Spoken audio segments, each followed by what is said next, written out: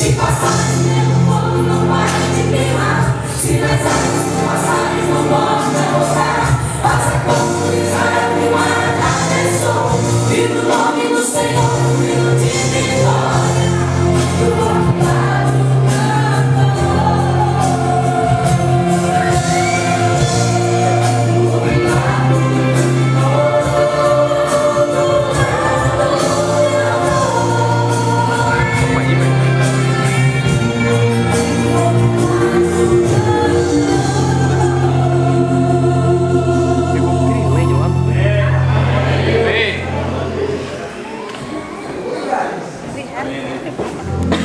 Amém, irmãos?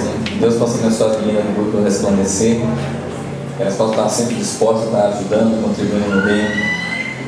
Irmãos, agora